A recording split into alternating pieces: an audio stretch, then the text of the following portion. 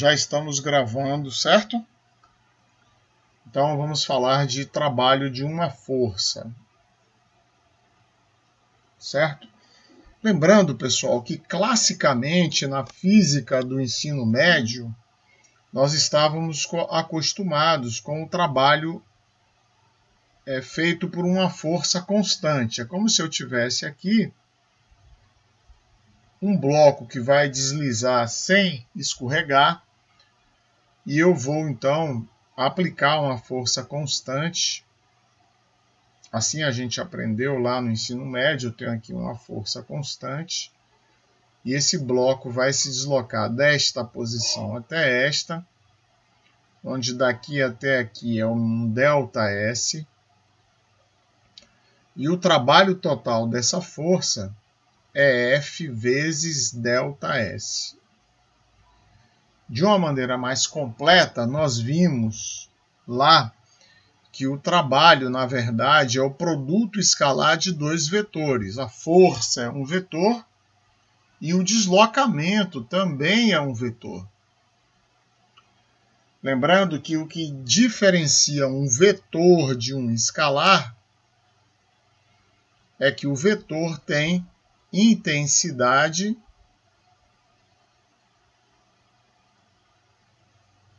direção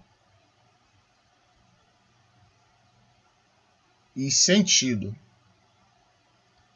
Então, o caso da força é o caso do deslocamento.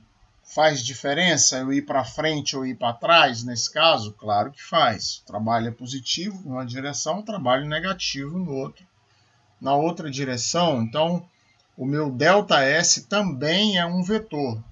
Um exemplo clássico de um escalar é a pressão. A pressão não sofre variação nem com direção, nem com sentido. Ela só tem intensidade, certo?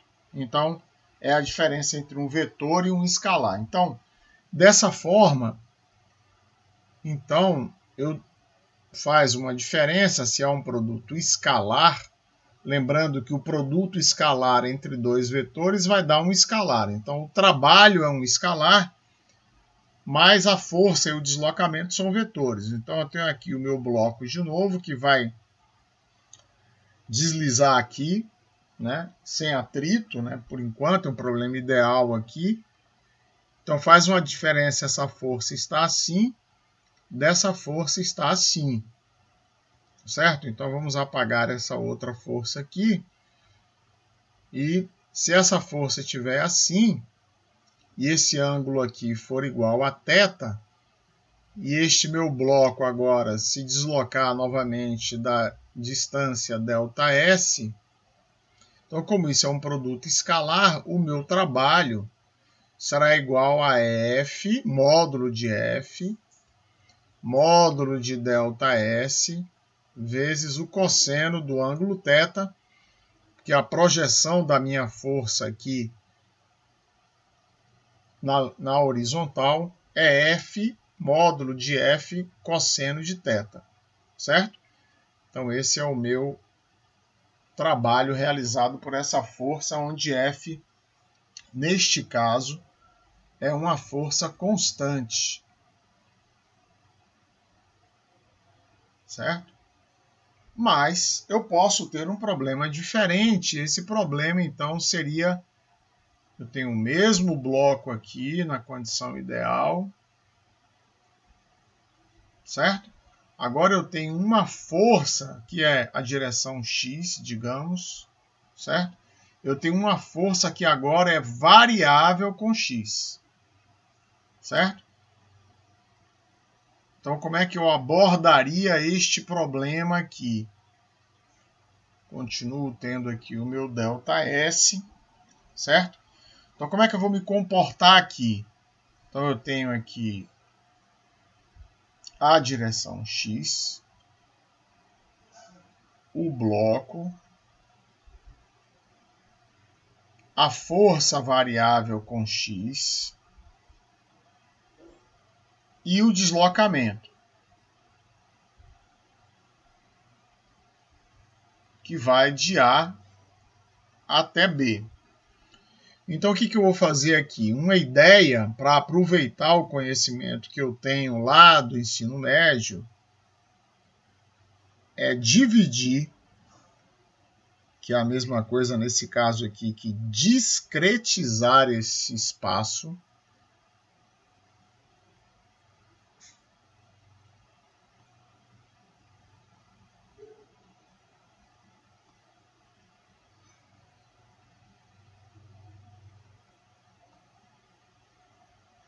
do espaço AB, dividindo ele aqui em vários pedaços. Então, eu vou colocar aqui N espaçamentos.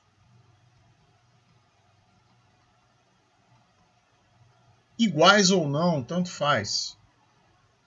Certo? Então, eu tenho delta x1, delta x2, etc. Então, o trabalho total, eu vou imaginar então que essa força F de x, o trabalho vai ser aproximado, né? Que eu vou imaginar que em cada pedacinho delta x desse, a força é constante.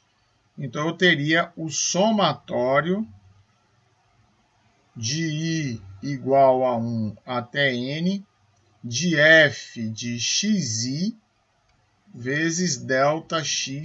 Então, eu estou somando cada contribuição F delta x para conseguir um valor aproximado do trabalho. Certo? Então, eu vou conseguir a igualdade se eu tomar o limite quando n tende para infinito. Em consequência, o ΔX vai tender para zero, da soma de I igual a 1 até N, de F de XI vezes ΔXI. E isso vai se transformar numa soma de rima. Então, isso é a integral de A até B de F de x vezes dx. Certo?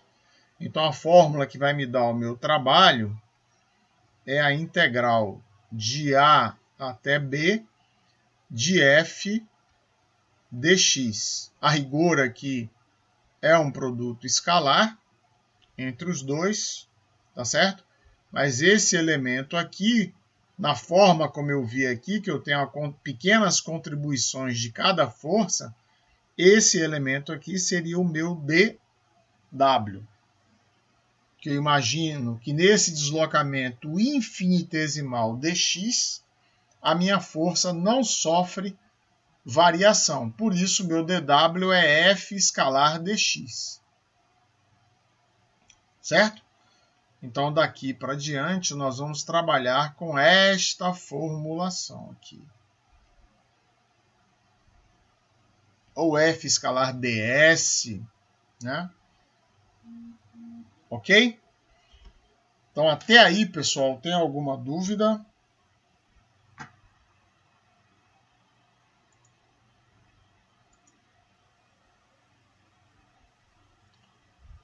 O silêncio de vocês me diz que não, né? Que não há dúvidas. Perfeito. Então, vamos passar à tela seguinte. Vamos começar a ver alguns exemplos, primeiro mais simples, depois um pouquinho mais, né? Não complicados, mas rebuscados, talvez, né? Então, vamos ver aqui o primeiro exemplo clássico, que é o trabalho realizado. Vamos fazer aqui de uma forma mais organizada, certo? Então, exemplo 1.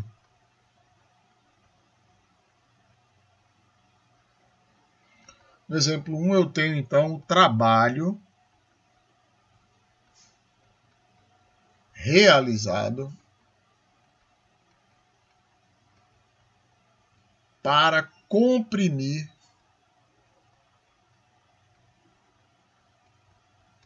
uma mola.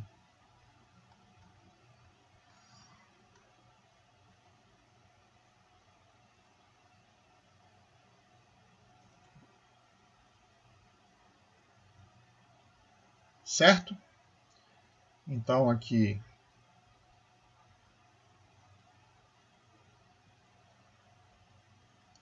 eu tenho aqui a minha mola.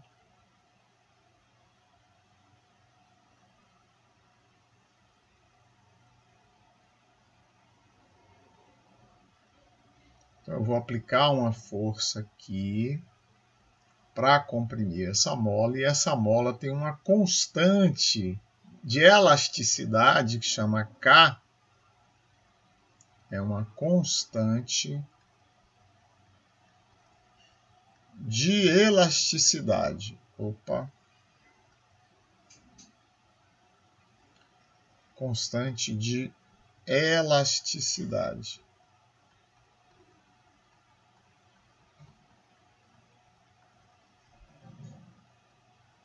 O que é essa constante de elasticidade? Não sei se todos lembram. Isso significa que se K é, por exemplo, 1 kN por metro, significa que para cada metro que eu comprimo essa mola, ela vai produzir uma força de 1 kN. Então, se eu passo daqui para cá, e aqui tem 1 metro, se eu estou comprimindo a mola reage com uma força ao contrário, certo? Então, a força que ela está fazendo para reagir aqui é de 1 kN, que são 1000 newtons, claro, certo? Então, essa é a constante de proporcionalidade, de tal forma que F, a força com que a mola reage, é igual a K vezes X.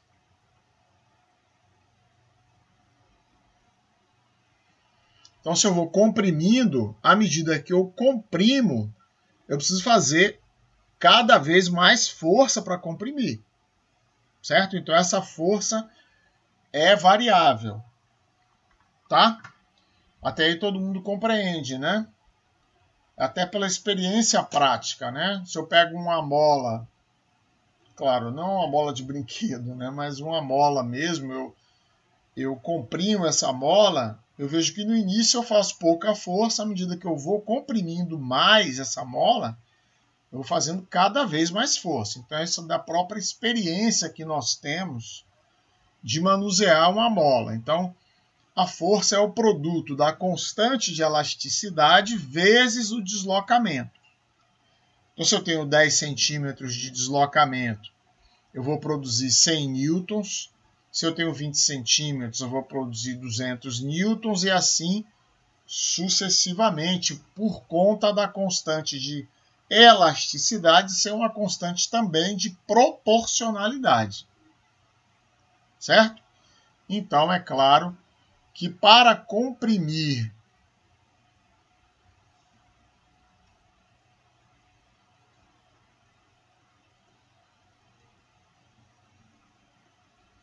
de 0 até A, eu preciso realizar um trabalho que é igual à integral de 0 a A de F. F é K vezes X. Certo? Isso aqui é F. Vezes dx é o deslocamento. Que essa mola, eu estou apertando ela na direção do mesmo eixo axial da mola. Então, os deslocamentos são paralelos à força, sem nenhum problema, certo? Então, isso aqui é K vezes a integral de 0 a A de x dx, que é K vezes x ao quadrado sobre 2 de 0 a A, que é igual a K vezes A ao quadrado sobre 2. Então, esse é o trabalho nessa condição, certo? Se a mola já se encontrasse comprimida de A unidades de comprimento, eu quisesse passar para B, situação seria semelhante, certo? Só que eu teria A2 menos B2, o trabalho. Tá certo? Então, nenhuma dificuldade nesse primeiro exemplo, tá bom? Não é isso? Então, se eu desse números aqui, digamos, eu tenho aqui a minha constante de elasticidade, como a gente falou, igual a 1 kN por metro. E eu quero comprimir a partir da posição distendida, do repouso da mola, certo? Eu quero comprimir 10 centímetros, que é 0,1 metro. Então, o trabalho seria, evidentemente, 1000 newtons, que a resposta necessariamente vai dar em newton metro, certo? Newton vezes metro. Se eu quiser usar o sistema internacional, então aqui eu tenho 0,1 ao quadrado sobre 2. 0,1 ao quadrado é 0,01 vezes 1000 dá 10 sobre 2. Então eu tenho 5 newtons vezes metro. Tá bom? Então, pessoal, uma coisa que vai ajudar vocês, não sei se já viram em que nível da física vocês estão, provavelmente estão vendo Física 1 agora, não sei, né? É muito importante que vocês se acostumem a fazer essas contas colocando unidade, tá? Ó, se K tem unidade de Newton por metro, certo? E X tem unidade de metro, então F vai ser newtons por metro vezes metro, que vai dar a unidade de Newton, certo? Por outro lado, trabalho é newtons por metro vezes metro quadrado, que é a distância ao quadrado, que vem daqui, ó. F, cadê o E? Aqui, F escalar dx, certo? F é newton, dx é metro. Então, unidade de trabalho, newton vezes metro, que é a mesma coisa que joule. Certo? Mas eu não aconselho converter para joule para não dar problema na hora de inserir com outras contas. Né? Vai que depois você não lembra que um joule é newton vezes metro, aí dá zebra. Certo? E qual é a conexão do trabalho? Qual a conexão do trabalho com a potência?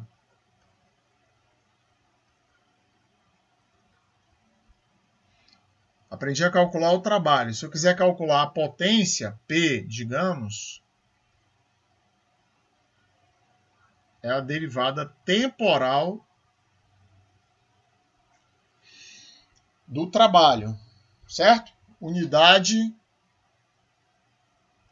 de trabalho, Newton vezes metro, que é igual a joule. Unidade de potência, Newton vezes metro por segundo, que é joule por segundo, que é igual ao que mesmo? Watt. Certo? Então, pessoal, é interessante isso, né? Já vamos... É muito interessante isso que eu vou falar aqui, ó. Ó, Newton vezes metro é joule, certo? Newton vezes metro por segundo é watt, que é igual a joule por segundo. Mas olha que interessante. Corrente I vezes tensão V. Aqui é ampere, aqui é volt. Esse produto aqui, VI, também é igual a joule.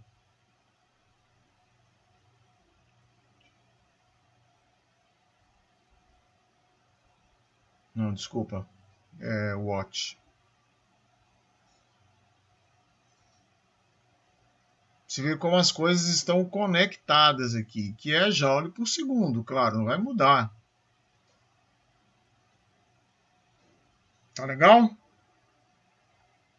Podemos passar para o segundo exemplo.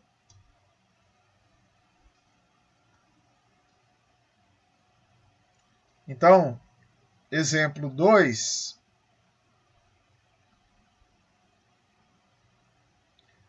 Trabalho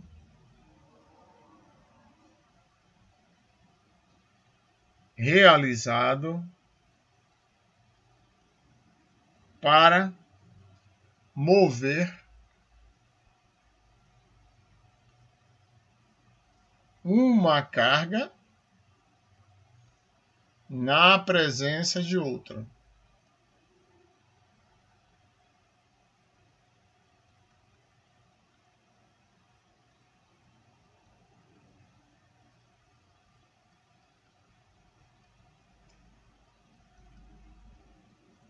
De mesmo sinal. Coloquei de mesmo sinal para facilitar aqui o entendimento de um negócio aqui que eu quero explicar. Então eu vou colocar aqui, ó, uma carga na origem, uma carga E1, outra carga E2 aqui, essa distância é R1, certo? E eu quero levar para R2. R2 pode estar aqui, ou R2 pode estar aqui. Certo? Como as duas cargas são de mesmo sinal, olha o que vai acontecer aqui. Existe uma força de repulsão, certo? Então, se eu aproximar as duas cargas, o trabalho será, ó, em aproximação,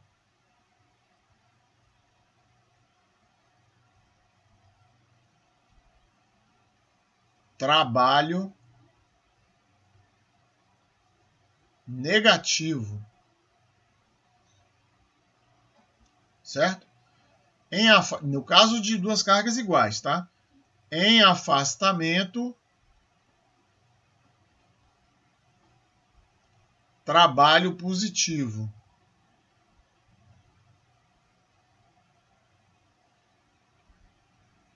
De onde vem isso? Do produto escalar. A força contraria o movimento. Nesse caso, eu tenho a força para lá, o deslocamento para cá. Então, trabalho negativo, certo? Eu tenho a força para lá e o deslocamento também.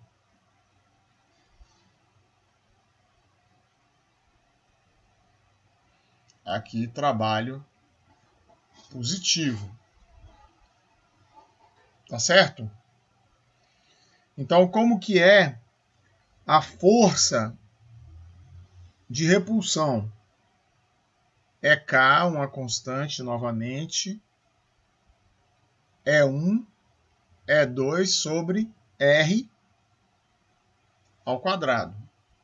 Essa é a força. Certo? Então, se eu vou levar de R1 para R2, então eu tenho integral de R1, admitindo que os dois estão na mesma linha. Tá?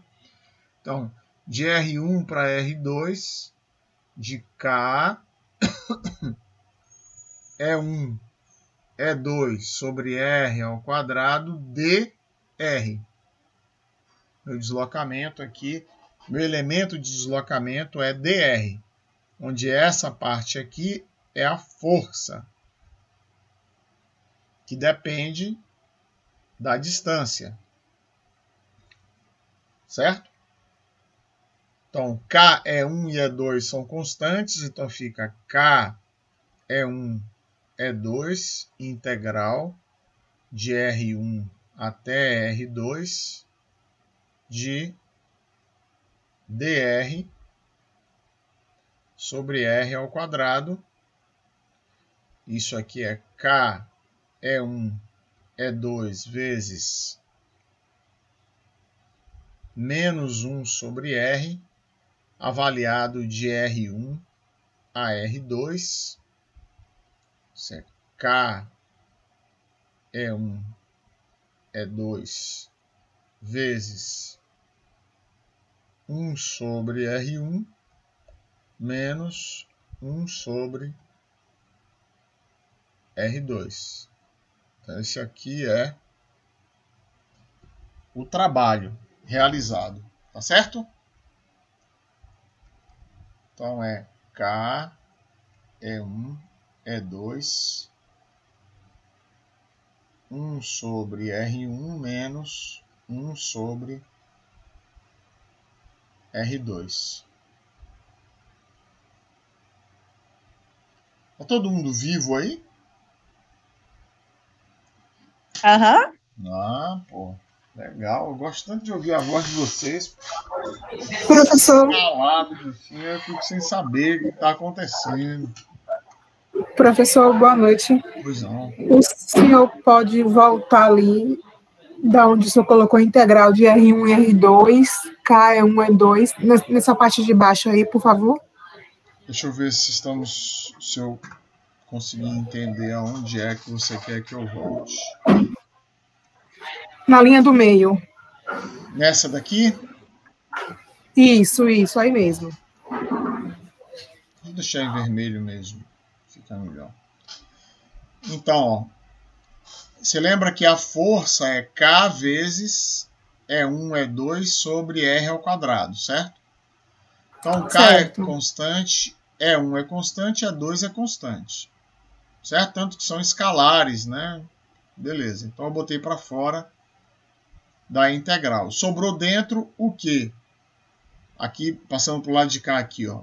Na verdade, tem essa passagem aqui. Isso aqui é a força. E isso aqui é o meu elemento de deslocamento, dr, admitindo que a carga se desloca sobre essa mesma linha. Certo? Observe que aqui está a origem, aqui está a carga 2. Então, eu tenho essa linha que une a origem até a carga 2. O que eu estou dizendo é que eu não vou movimentar a carga 2 para cá, ó, nem para cá. Eu vou continuar movimentando na mesma linha que une E1 a E2. Beleza? Beleza. Então, E1 e E2 sempre vão ser constantes. Sim, sempre. Vão ser constantes, claro. São dados em Coulomb, né? As cargas são, teoricamente, né? São teoricamente constantes, com certeza. Foi isso que eu não tinha conseguido acompanhar. Neste caso, são constantes. Desse exemplo. Tá? Ok. K é uma constante de proporcionalidade, aí sobrou a integral de dr sobre r ao quadrado, que é r a menos 2 dr, certo? Aqui, ó, integral de r a menos 2 dr, que é r elevado a menos 2 mais 1 sobre menos 2 mais 1. Menos 2 mais 1 é menos 1. Então, isso é r elevado a menos 1 sobre menos 2 mais 1, menos 1 também. Então, isso é menos 1 sobre r. Menos 1 sobre r. Como está aqui, ó. Certo? Então, como ficou menos 1 sobre r, avaliado em R2 é menos 1 sobre R2. Certo? Avaliado em R1 é menos 1 sobre R1. Só que o teorema fundamental do cálculo fala que é a primitiva f de B menos f de A. Certo? Então, este menos da fórmula do teorema fundamental do cálculo troca esse sinal aqui para mais. Então, por isso que deu isso aqui. O trabalho. Entendi, professor. Obrigado. Maravilha. Muito bom. Então, a partir de agora, esses dois foram dois exemplos iniciais, certo? Agora nós vamos ter que... Eu, aliás, gosto muito dessa expressão, né? Que parei até de usar ela, porque algumas pessoas, depois que inventaram que tudo é bullying, aí, meu Deus do céu, você não pode fazer brincadeira nenhuma, você não pode... Mas eu gostava de estimular, né, que os alunos pensassem nos problemas. Aí eu falava por conta desse estímulo que eu queria fazer. Eu dizia, vamos pensar um pouco agora. Aí eu vi algumas pessoas que começaram a achar que eu estava, imagina, longe de mim querer. Estou apenas estimulando, né? Agora vamos... Até agora a gente aplicou fórmula, então agora vamos pensar um pouco. Era isso que era a minha... E eu gosto muito desse tipo de problema aqui, que a gente vai ver agora, que a gente vai ter que pensar um pouco para poder resolver, tá? Inclusive eu fiz questão de que esse terceiro exemplo, ele fosse, claro, semelhante a outros exemplos que tem na lista, e a gente vai ver outros também na aula, vocês vão ver lá no Google Sala de Aula, na aula de sexta-feira, que tem... Eu procurei fazer exemplos parecidos com os que estão na lista que vocês têm que resolver. E esse aqui é bem parecido com um dos exemplos que tem na lista que vocês vão ter que resolver e vão ter que entregar valendo nota. Tá? Então eu tenho uma meia esfera.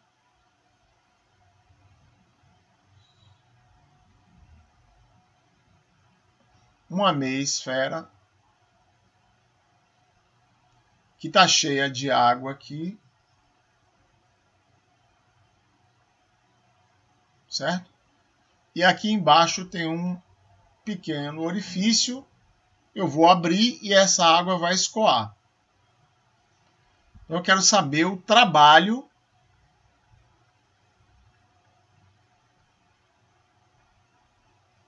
produzido para escoar esta água. Certo? Aí algumas pessoas podem pensar assim, ah, professor, mas eu vou abrir, vai escoar, não vai fazer trabalho nenhum, não vai produzir trabalho nenhum, porque a gravidade vai puxar. Não, basta eu inverter o problema. Se esse tanque estivesse na posição oposta, eu quisesse que escoasse por cima, eu não tinha que empurrar água, então o trabalho é igual, certo? Só muda o sinal, tá? Uma outra coisa que eu posso imaginar é o seguinte, se eu colocar ali embaixo uma turbina para produzir energia, quando essa água bater nas paletas da turbina, vai produzir energia? Vai, claro que vai. Que a água vai bater, vai rodar as paletas da turbina e vai produzir energia. Então, tem trabalho aí. Tá certo? Então, já resolvi, claro, esse problema algumas outras vezes e há pessoas que se enrolam com isso, né? Então, tem essas duas formas da gente abordar. Se eu inverter e disser que eu tenho um êmbolo, o tanque está cheio do mesmo jeito. Só que eu tenho um êmbolo ali para não deixar essa água cair. Se eu inverter ali. E aí eu vou começar a empurrar para que a água saia por cima. Né? Eu vou ter que fazer um esforço para empurrar. Certo? Porque ela está querendo voltar. Né? Então, esse esforço que eu faço para empurrar para cima é o mesmo esforço. Só que, claro, eu não faço força nenhuma. Quem faz é a gravidade, é verdade. Mas tem um trabalho sendo executado aí, tá? No caso da água que vai escoar por baixo, o trabalho é positivo. No caso da água que vai escoar por cima, o trabalho é negativo. Mas a gente não vai entrar aqui nessa seara de trabalho positivo aqui no cálculo não, tá? Se você calcular mais 10 ou menos 10, está valendo para mim. Tá legal? Então ninguém precisa ficar preocupado, não. Então, pessoal, para resolver isto, eu vou ter que calcular duas integrais. Por quê? Reparem. Porque vamos colocar aqui agora, em vez de fazer uma vista aqui isométrica, como está essa vista aqui, eu vou fazer uma vista plana para facilitar. Eu vou olhar de lado. Aí eu vou ver aqui a minha meia esfera no formato de uma semicircunferência.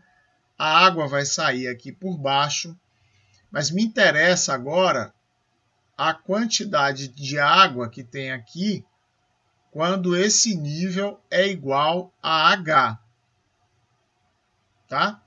Ele já desceu isso. Então, eu tenho essa quantidade de água. Então, a força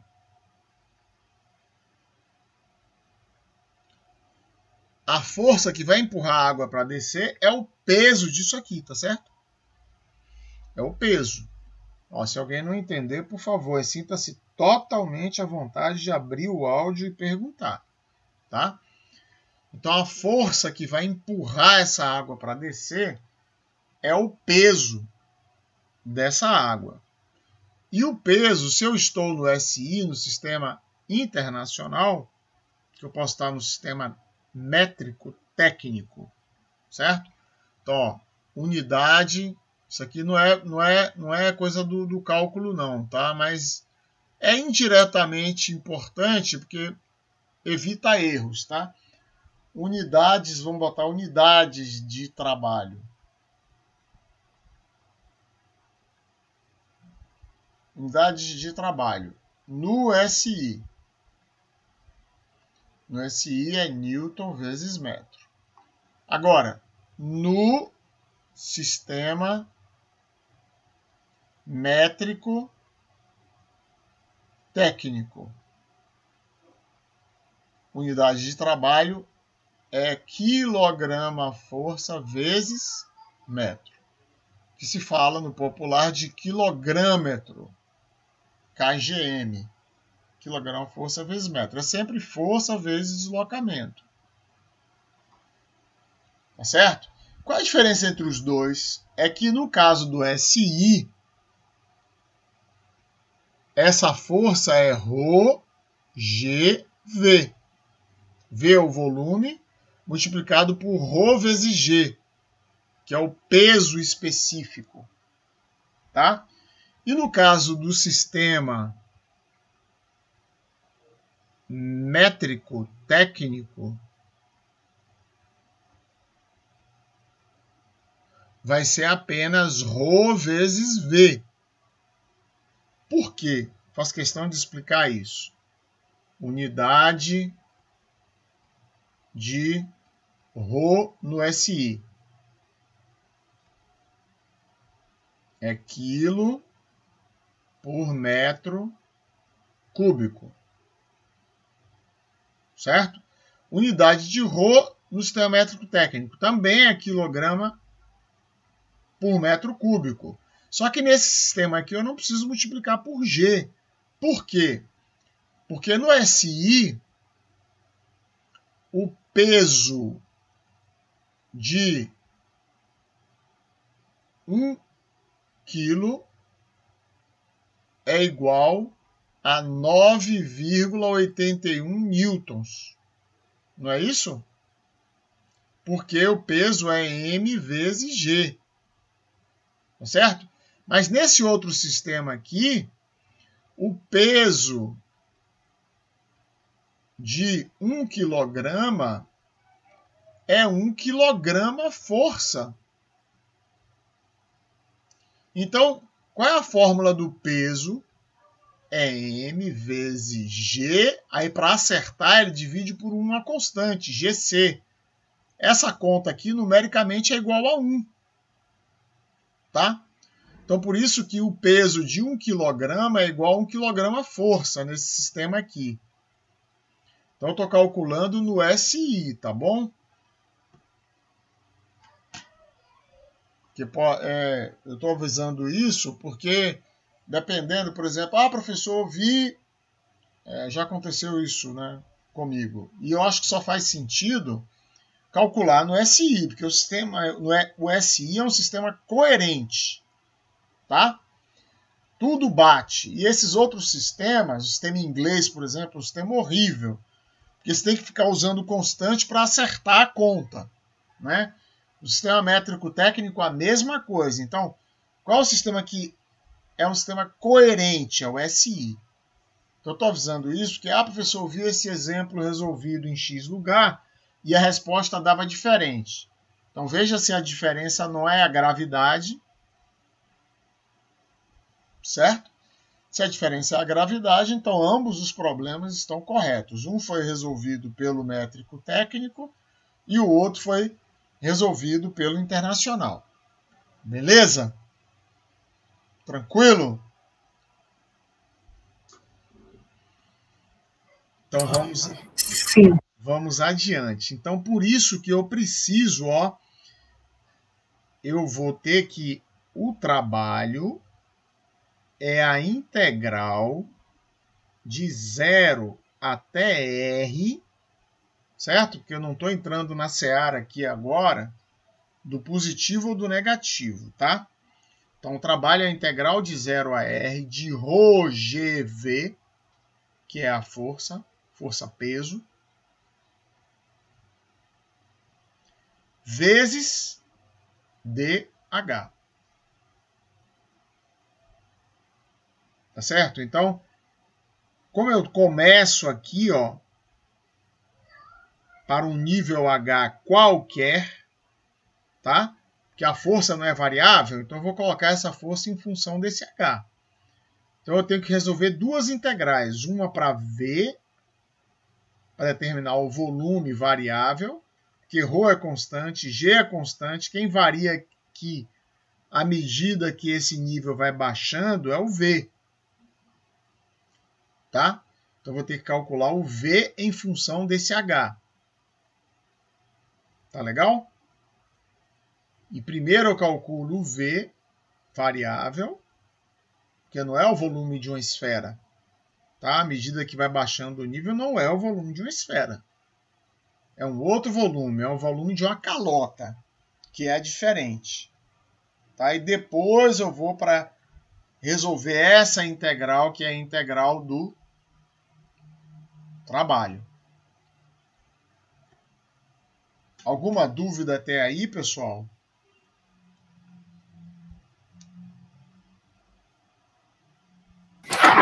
Até aqui não.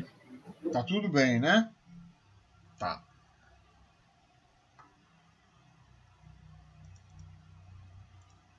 Pronto. Então, como agora eu não estou ligado nessa questão de sinal, eu vou inverter esse tanque, tá? Vou botar ele agora assim. Só para facilitar o cálculo desse volume. E para facilitar o cálculo do trabalho também. Então, y,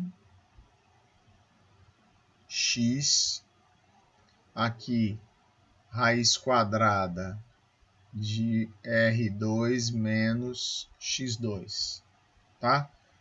Então, eu quero este volume aqui, desta calota, tá certo?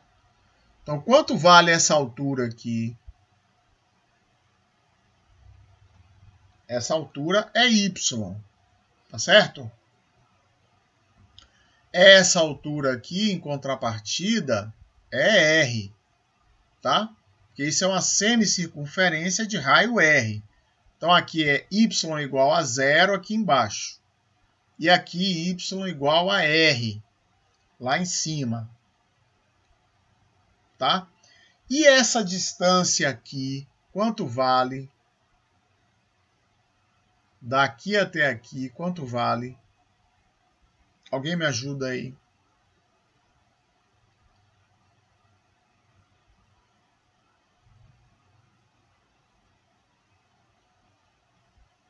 Pô, ninguém vai me ajudar, velho. Quanto vale essa distância? Se essa aqui é y, essa daqui é x, né? Espertinha. Então é x, certo? Então, na verdade, quanto vale o meu... Quero determinar o v, certo? Então, para determinar v. Determinar v de y. Tá? Determinar v de y. Eu preciso do dv. Então, meu dv é π vezes x ao quadrado vezes dy. Vê aí se vocês concordam comigo. Se o meu dv é de fato πx ao quadrado dy.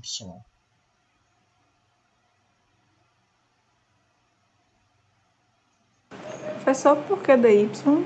Me perdi um pouco nessa parte. Repare, como o meu dv, deixa eu fazer de novo aqui, para ficar claro, ó. Aqui eu tenho a minha meia esfera, não tenho? Então, meu dv... Estou olhando de lado, tá? Meu dv é isso daqui, ó.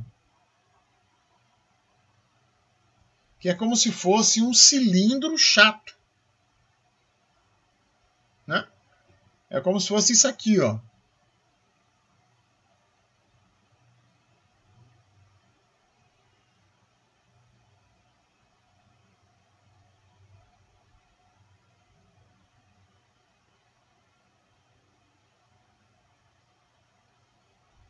Aqui esse quadro aqui não dá para apagar um pedaço só. Então eu na verdade fiz na ordem errada o desenho. Era para fazer assim. Infelizmente ficou mal feito, mas essa altura aqui é dy e esse raio aqui é x. Onde isso aqui é a reprodução disso aqui, tá? Apesar da escala não ter nada a ver, mas é um disco de raio R e espessura dy. Por que dy? Porque está na direção y, pô. A altura está na direção y, é uma variação de y, só que infinitesimal. Diga se entendeu. Entendi. Se não entendeu, eu explico de novo, tá? Não há problema nenhum nisso. Professor, eu não entendi. Que maravilha. Eu gosto disso de verdade, viu? Quando vocês dizem que não entenderam. Porque eu acredito que vocês podem estar se aproximando mais de aprender, né? Muito bem. É com dúvidas que a gente aprende. Então, ó, essa figura que está aqui, que eu estou apontando com a seta, você consegue ver que isso aí é como se fosse uma moeda, vai? Sim. Então, isso aqui, ó, é a espessura da moeda, ó. Que no caso eu chamei de dy, tá? Isso aqui é a espessura da moeda. É a espessura da moeda. Agora imagine que eu retirei essa moeda de uma esfera. Ou seja, eu peguei essa esfera aqui, ó, tá? Peguei um serrote, serrei aqui, ó, passei um serrote aqui. E depois passei um outro serrote aqui embaixo. Você concorda que vai sair, se isso aqui for uma semisfera, esse corpo que vai sobrar aqui onde eu estou achurando, você concorda que é como se fosse uma moeda? Isso. Pronto. Só que a moeda, a altura dela, ó, é muito pequenininha. Então, como ela é infinitesimal, eu chamei isso aqui de dy. Por que dy? Porque está na direção y, ó. Está na direção y. Então, o meu dv é como se fosse isso aqui, ó. Lembrando novamente que isso aqui não é uma meia circunferência. Isso aqui é a vista lateral de uma meia esfera. Tudo bem? Tudo bem. Então agora você entendeu por que que esse dv, o diferencial de volume, é πx ao quadrado dy. Por quê? Porque a área de um prisma, nesse caso é um cilindro, né? O volume de um cilindro não é a área da base vezes a altura? Uhum.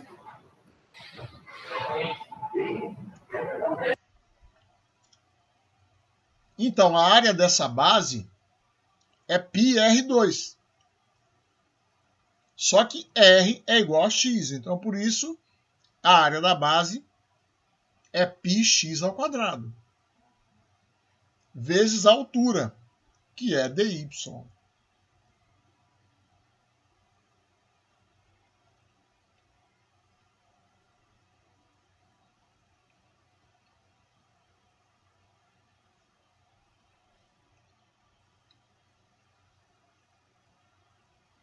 Então, isso é um cilindro. Volume de um cilindro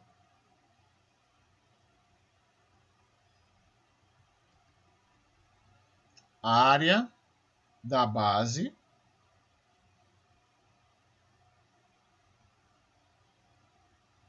vezes altura.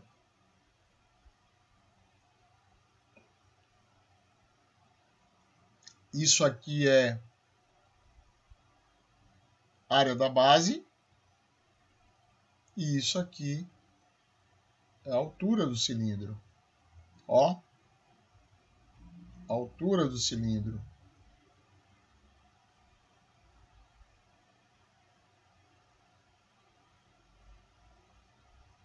Área da base igual a π vezes x ao quadrado, porque x é o raio. Entenderam agora? Entendi. Eu vou até mudar a pergunta a partir de hoje. Não vou mais perguntar assim, porque eu acho que eu inibo vocês de dizerem que não estão entendendo. Não vou mais perguntar, entenderam agora, senão vocês se sentem compelidos a dizer que entenderam. Prometo que a partir de agora eu vou tentar perguntar diferente. Perguntar só se vocês entenderam. Mas entenderam mesmo? Ou se sentiram intimidados pela minha afirmação?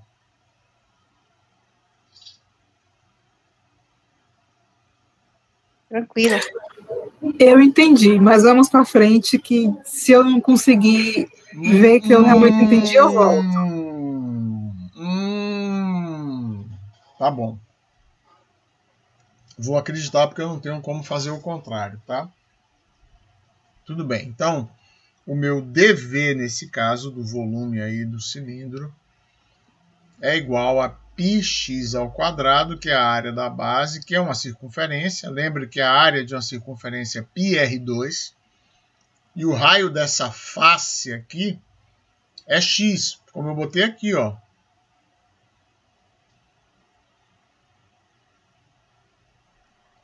Se eu olhar essa esfera aqui de baixo,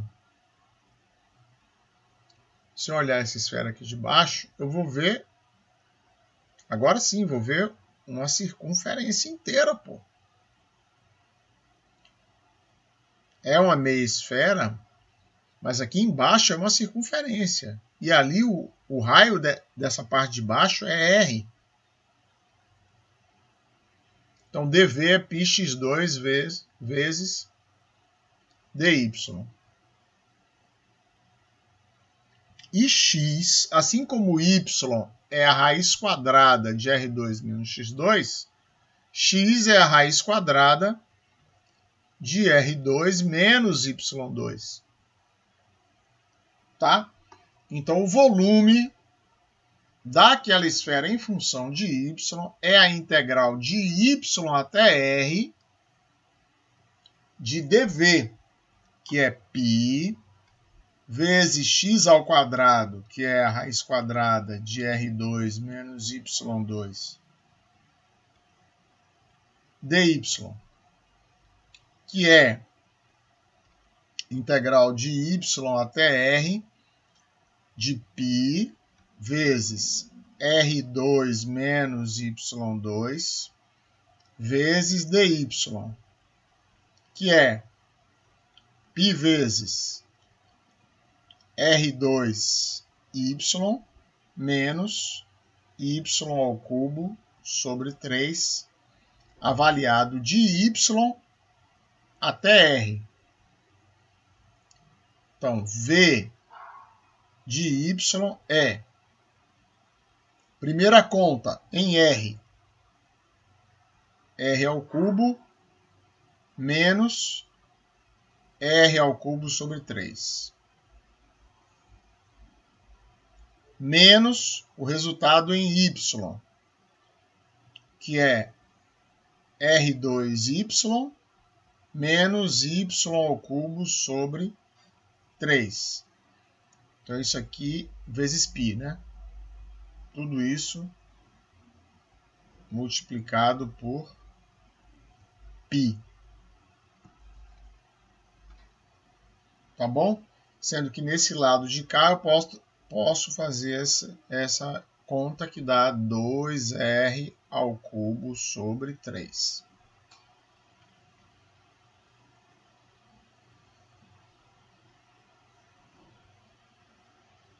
Tá bem? Até aí, tudo bem? Tá. Professor, deixa eu perguntar uma coisa, só para eu ter certeza do que eu estou pensando aqui. Pois não. Se essa esfera tivesse a 90 graus, essa fórmula do dv seria y ao quadrado e dx? Sim. Uhum. Tá. Se ela tivesse a 90 graus, você fala se ela tivesse assim, né? Já tá uma bagunça aí, né? Mas se ela tivesse assim, você fala, né? Isso. Seria, porque aqui estaria o eixo x. Uhum. Então, esse elemento aqui seria dx, né? Essa espessura seria dx. E a área dessa face seria πy2. Uhum. Tá? Tá certo, sim. Muito bem. Então, vamos lá.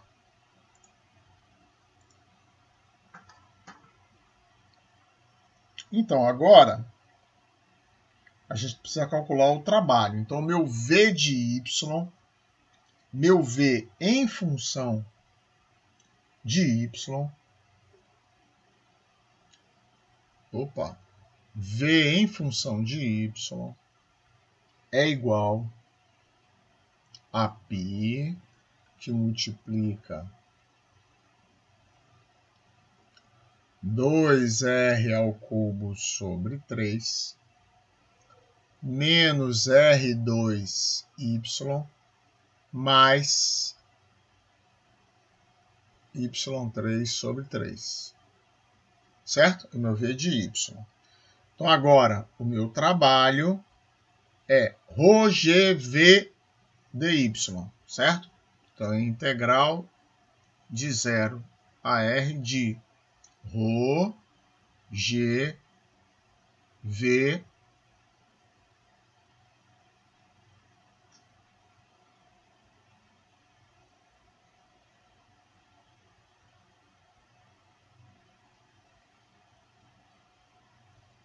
dy, certo? Então, isso é igual a ρ, g vezes π. Sai da integral. Aqui, integral de 2r3 sobre 3 dy dá 2r ao cubo y sobre 3. Menos r2y dy, r2y2 sobre 2. Mais y4 sobre 4, y4 sobre 12. De 0 a r. Certo? Até aí tudo bem, pessoal?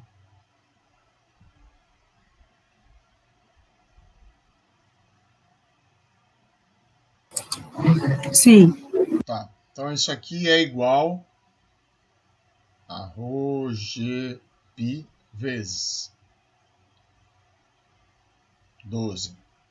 Já vou substituir. Em R está evidente. Aqui eu tenho Y, aqui eu tenho Y, aqui eu tenho Y. Então em 0 vai dar 0. Então vamos avaliar só em R.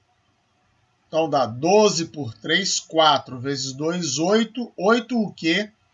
R3 vezes R, R4. Então 8 R a quarta. Certo? Menos 12 sobre 2, 6. 6 vezes R2 vezes R2, que é R4. Então, 6 R4. Certo? Mais R4 de novo, porque 12 por 12 dá 1, vezes Y4 em R dá R4. Certo? Então, o trabalho realizado é ρgπ vezes R4, desculpa, sobre 4, né? Porque 9 menos 6, 3, 3 sobre 12, 4. Então, esse aqui é o trabalho executado. Alguma dúvida?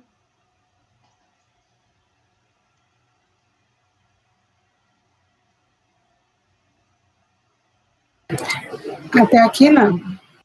Que maravilha! Poxa, vocês são os bambambãs mesmo. Muito legal. Deixa eu ver qual é o próximo aqui.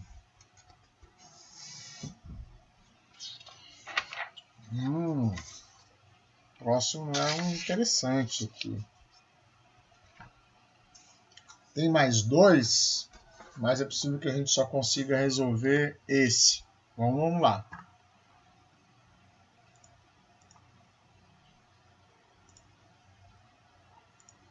Então, agora eu tenho o seguinte, eu vou escrever aqui, ó, tem aqui exemplo 4. Que depois, se vocês quiserem assistir essa gravação de novo, vocês não ficam perdidos. Então, eu falando pode ser mais complicado, escrevendo aí fica mais fácil de vocês lerem. Ó. Um balde pesa 5 newtons e está preso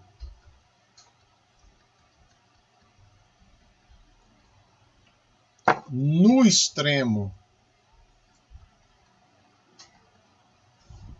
de uma corrente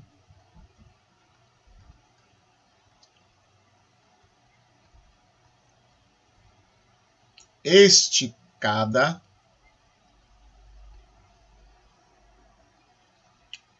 aliás, para ficar mais claro, vamos botar totalmente esticada.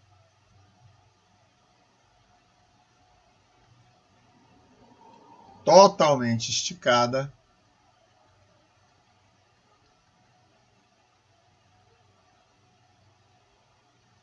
de 50 metros de comprimento.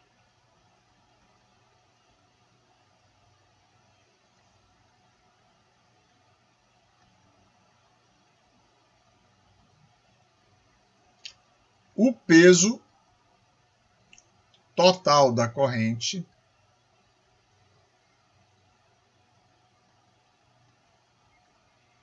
é de 30 newtons. E o balde toca o fundo de um poço nestas circunstâncias. Que circunstâncias? Circunstâncias aqui do problema. Certo? Encontre o trabalho necessário para suspender o balde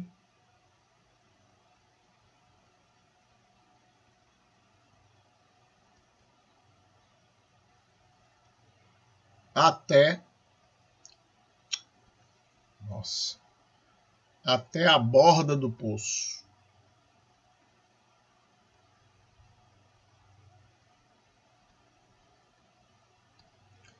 Então, eu tenho aqui o meu poço.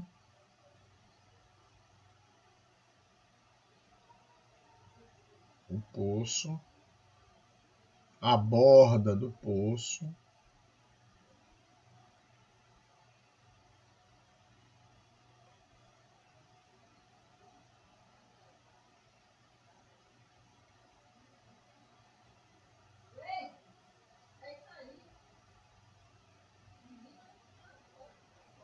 Certo? Aqui eu tenho uma corrente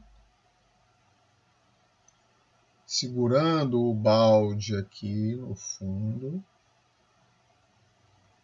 E o balde está tocando o fundo. Então, eu entendo que a altura desse poço, desprezando ali a dimensão do balde, é de 50 metros. 50 metros. Tá certo? Eu quero saber qual é a força que eu vou fazer para chegar com esse balde até lá em cima. Tá? Então, o que eu tenho que fazer? Eu tenho que calcular, fazer um desenho menor aqui. Tem que imaginar aqui uma situação intermediária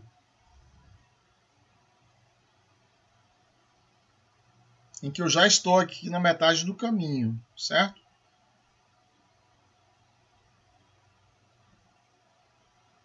Então aqui eu tenho H e aqui eu tenho 50 menos H, ou o contrário, né? Mas como o H está crescendo aqui, me parece melhor. Ou eu posso fazer o contrário também, tanto faz, né? Vamos ver se fica mais fácil de entender no contrário aqui. Eu vou numerar aqui, então, H. Na hora de fazer a integral, eu faço de 50 até 0. Tanto faz. Certo? Então, força exercida na borda.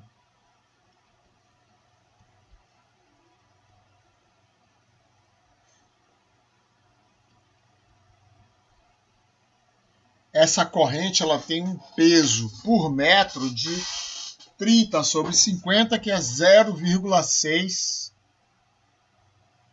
peso da corrente.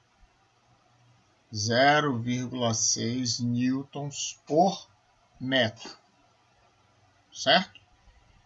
Então, a força exercida na borda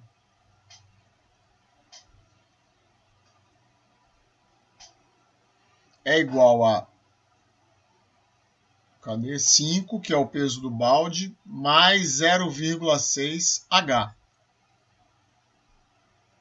Tá certo? Essa é a força na borda. Não é? 5, que é o peso do balde, mais 0,6 H, que é o peso da corrente. Então, qual é o trabalho? W é a integral de F vezes DH. De quanto até quanto? de 50, do jeito que eu coloquei, até zero. Então, isso é integral de 50 até zero de 5 mais 0,6h dH,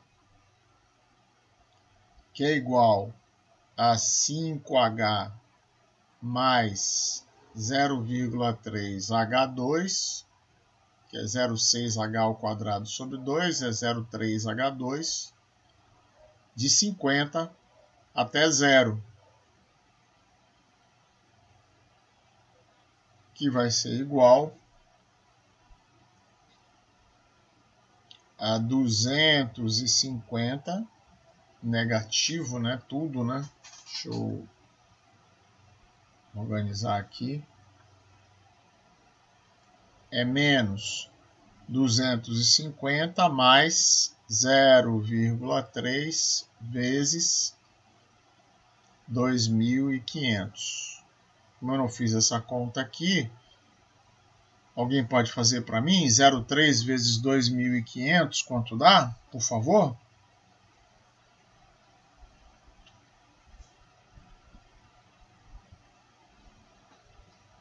R$ 750.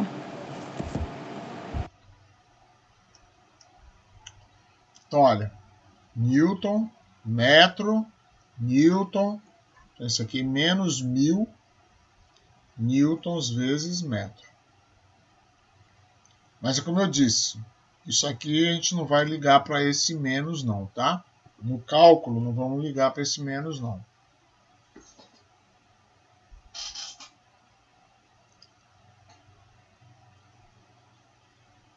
Beleza?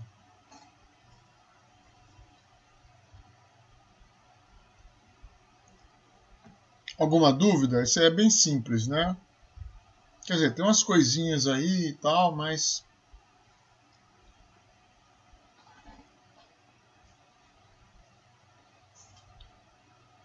Podemos ver se dá para fazer o último? Esse foi mais tranquilo, professor. Que bom. Olha, vamos combinar o seguinte, tá? Se vocês sentirem dificuldade vendo ainda por cima o repeteco, né? Vendo de novo o vídeo, né? Pode encaminhar dúvida no grupo. Às vezes eu demoro de ver no grupo, mas podem botar lá no Google Sala de Aula, no mural. Podem, sei lá, botar como comentário do vídeo, tá?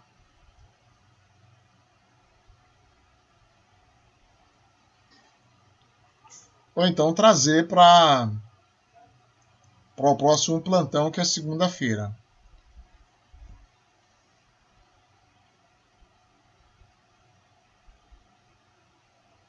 Tá legal? Então, vamos continuar aqui.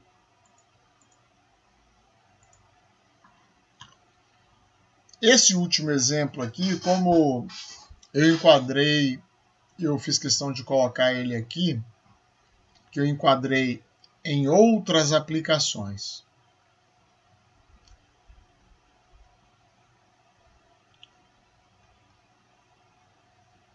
Da integral, que é cálculo, nesse caso aqui,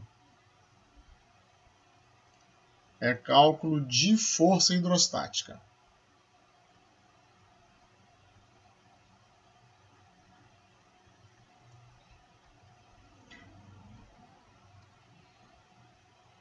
O que eu tenho aqui é a superfície da água doce, certo? E eu tenho aqui uma comporta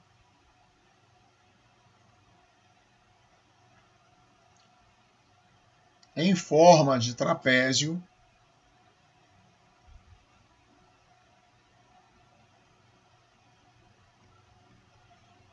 aqui é cimento, sei lá, concreto, né?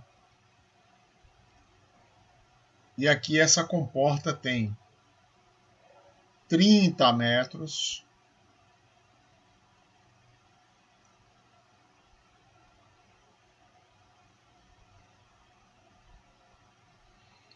Aqui embaixo ela tem 20 metros, é um trapézio, né? Mas aqui embaixo ela tem 20 metros e tem de altura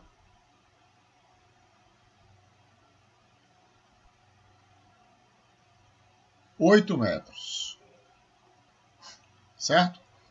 E eu quero calcular a força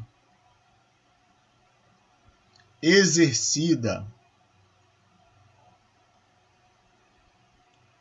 pela pressão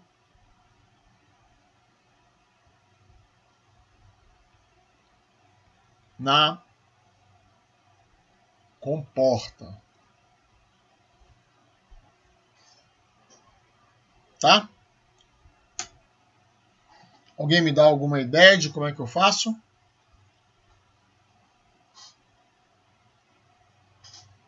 Lembrando, pessoal, que pressão P, pressão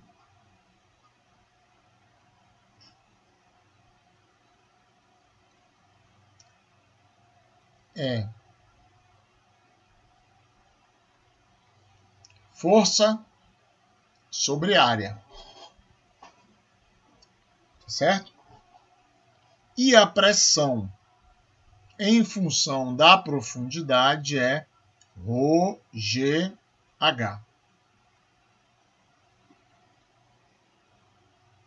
onde h é a profundidade.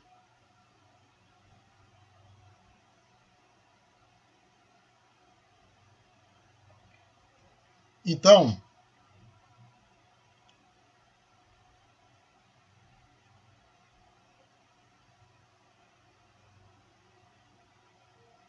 aqui está a minha comporta. O meu dA, a força, é a integral de P vezes dA. Certo? Como a pressão vai variar somente com a profundidade, é a integral de 0 a 8 de PdA. P, a gente já viu que é ρgh. E o meu dA mais conveniente aqui é uma tirinha aqui, ó, com a largura da comporta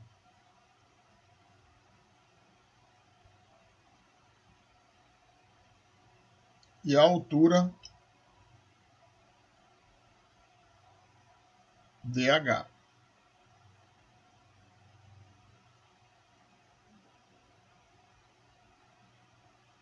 dH. Então, esse aqui é o meu dA. Até aí vocês estão entendendo?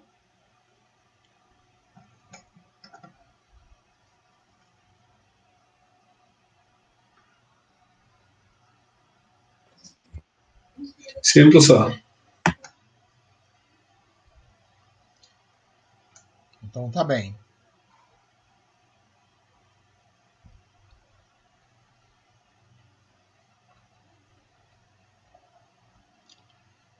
Então, meu dA, vou colocar assim, ó.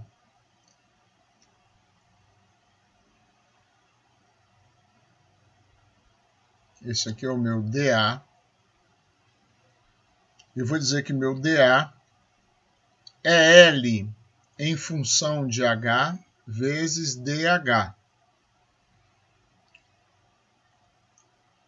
Onde o L eu vou chamar dessa largura aqui. No caso desse aqui, meu desenho aqui, o meu L é esse aqui, ó.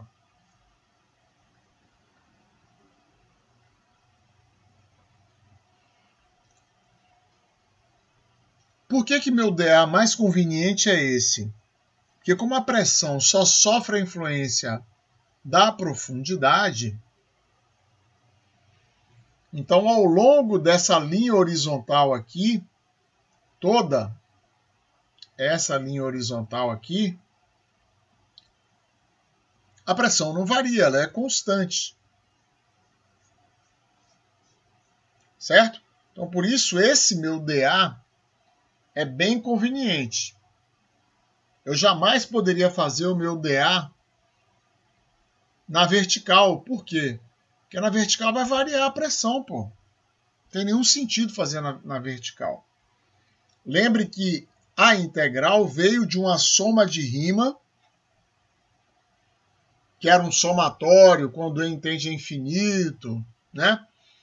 E essa soma de rima veio de uma outra soma discreta.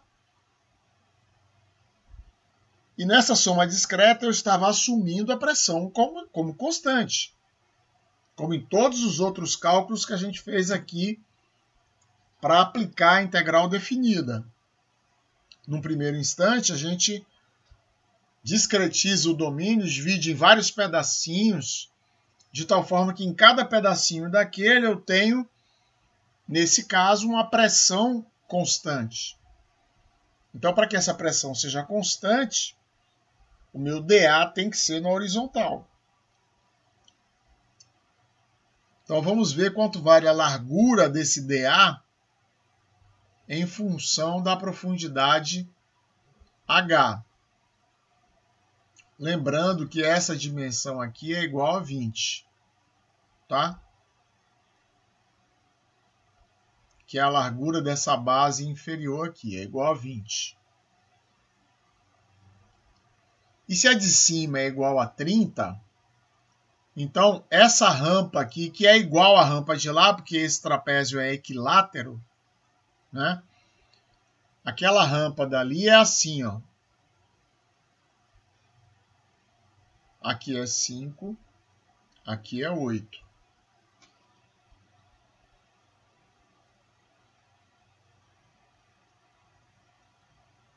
Certo?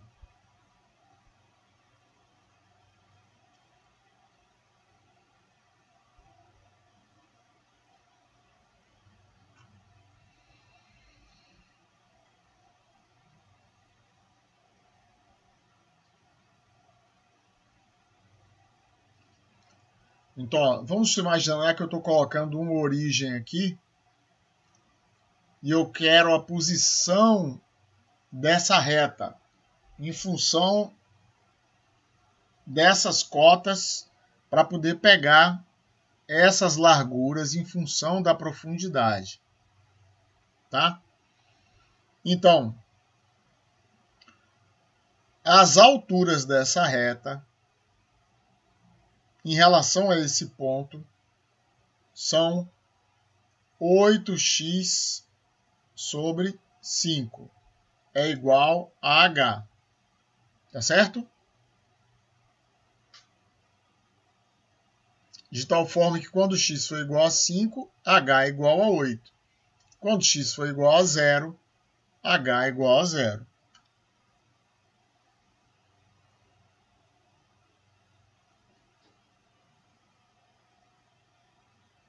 Tudo bem isso?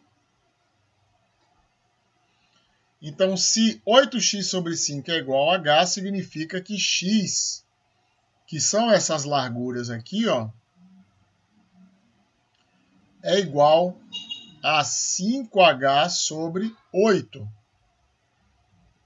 Então, como eu tenho essa diferença daqui de um lado e a mesma diferença do outro, meu L de H é 20 mais 10H sobre 8, que é 20 mais 5H sobre 4.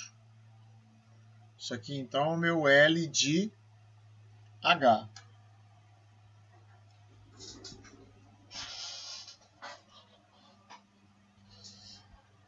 Certo? Até aí vocês estão entendendo?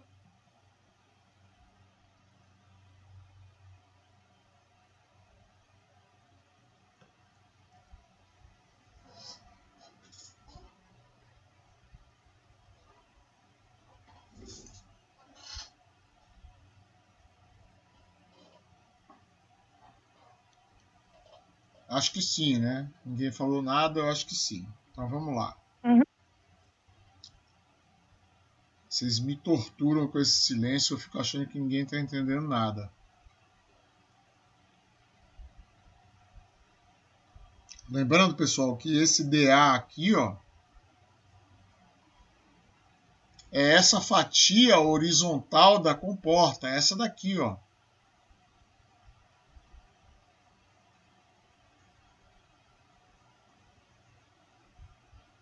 Tá?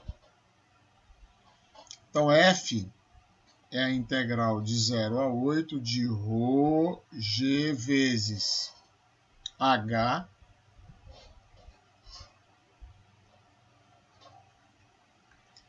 vezes o meu dA. Meu dA é 20 mais 5h sobre 4 dH.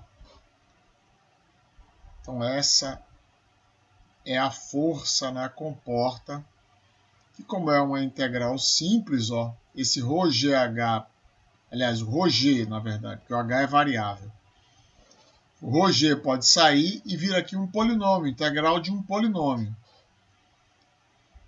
Eu não vou acabar de resolver, porque essa integral aqui é muito simples, vocês podem resolver, a integral de 0 a 8 disso aqui. Eu vou ter que interromper agora, porque evidentemente eu vou dar uma outra aula para o pessoal de cálculo 1. Tá legal? Mas eu não quero me despedir desse vídeo se antes ouvir se há dúvidas sobre esse exercício.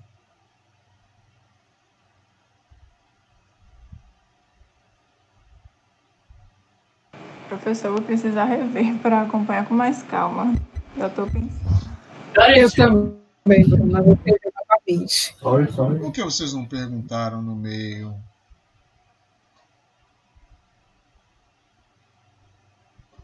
Era tão melhor de eu responder no meio, durante o exercício, mas tudo bem. Agora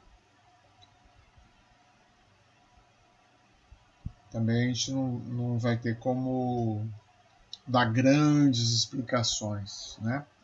Bom, então vamos combinar isso então. A prova ainda está aí no horizonte um pouquinho, está chegando, né? Sem dúvida nenhuma, mas está aí no horizonte um pouco confortável, certo? Então, se vocês quiserem e precisarem, claro que eu vou ter que subir a aula 23, que é a aula de sexta-feira, certo? Mas se tiverem com muita dificuldade no assunto desta aula, o que eu não quero fazer de jeito nenhum, isso eu não vou fazer, né? Estou condenando vocês? Claro que não estou. Só estou agindo de acordo com o que eu estava vendo da demanda. O que eu não vou fazer de jeito nenhum, porque se você for ver, meus colegas estão dando 1 hora de plantão pedagógico, 1 por semana. Eu estava dando 4 horas, 2 na segunda e 2 na sexta. Aí quando eu chego lá nas duas salas, na verdade, na segunda e na sexta, está acontecendo a mesma coisa. Mas para não deixar vocês sem plantão pedagógico, deixei só na segunda.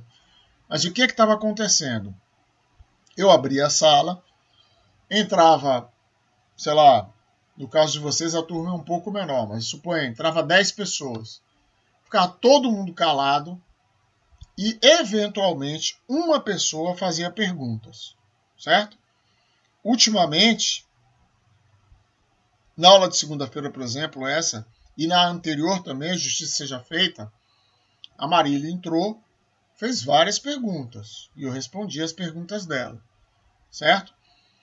Mas, via de regra, é muito desagradável você ficar ali e as pessoas aparentemente, porque para que foi feito aquele espaço? Aquele espaço foi feito para quem não teve condições de assistir o vídeo antes, que assista durante a aula e aí depois tira dúvida comigo, na hora ali, ao vivo mesmo, na hora.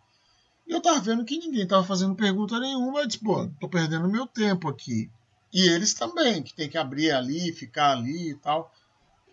E eu, claro que eu tenho, né, eu como dono da sala, eu tenho como ver ali quem assiste, quem não assiste, quem assiste, quem não assiste, eu não sei, claro, isso não. Mas quantas pessoas assistiram? Se tem 11 pessoas ali, uma só está assistindo o vídeo, eu disse, pô, o que será que eles estão fazendo? Então eu estou atrapalhando eles e eles estão me atrapalhando.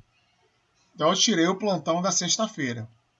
Então, para abrir a sala e ninguém ter dúvida, ninguém perguntar nada, eu não vou abrir a sala. Mas, se vocês chegarem para mim e disser, professor, assisti de novo ali o seu vídeo e, pô, eu não entendi não, professor. Dá para o senhor abrir a sala e tirar as dúvidas da gente? Numa boa, eu tiro mesmo, sem maior prazer mesmo, prazerzão mesmo.